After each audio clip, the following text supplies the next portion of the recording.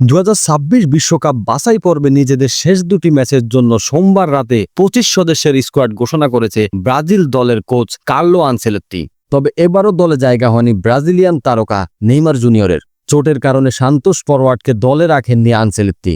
বাদ পড়েছেন রিয়াল মাদ্রিদের দুই তারকা ভিনিসিয়াস জুনিয়র ও রদ্রিগো।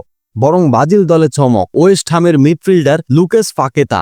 গত মে মাসে আনচেলত্তির দায়িত্বে নেওয়ার পর এবারই প্রথম পাকেতাকে স্কোয়াডে ডাক দিলেন তিনি।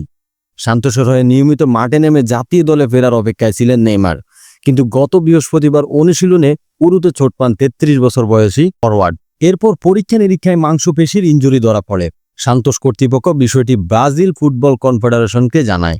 এরপরই নেইমারকে বাদ দিয়ে স্কোয়াড ঘোষণা করে আনচেলত্তি। নেইমারের চোট প্রসঙ্গে আনচেলত্তি বলেন, গত সপ্তাহে নেইমার ছোটখাটো ইনজুরিতে পড়েছে। শেষ দুটি ম্যাচ হবে ভীষণ প্রতিদ্বন্দ্বিতাপূর্ণ, তাই আমাদের সেরা অবস্থায় থাকার খেলোয়াড়দেরই প্রয়োজন।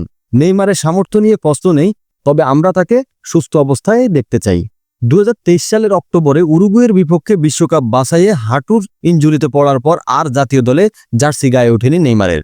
এদিকে গত জুলাইয়ে ইংল্যান্ডে এফএ লুকাস পাকেতার বিরুদ্ধে ম্যাচ পাতানোর অভিযোগ তুলে নেওয়ার পর এবারই প্রথম ডাক পেলেন ওয়েস্ট হামের এই তারকা মিডফিল্ডার। আনচেলত্তি জানিয়েছেন, পাকেতাকে আরও কাছ থেকে পর্যবেক্ষণের জন্যই সুযোগ দেওয়া হয়েছে। আগামী 5 সেপ্টেম্বর চিলির বিপক্ষে খেলবে ব্রাজিল। 10 সেপ্টেম্বরে বলিভিয়ার মাঠে হবে বাছাই পর্বের শেষ ম্যাচ। যদিও বিশ্বকাপ খেলা আগেই নিশ্চিত করেছে 5 বারের বিশ্ব চ্যাম্পিয়নরা।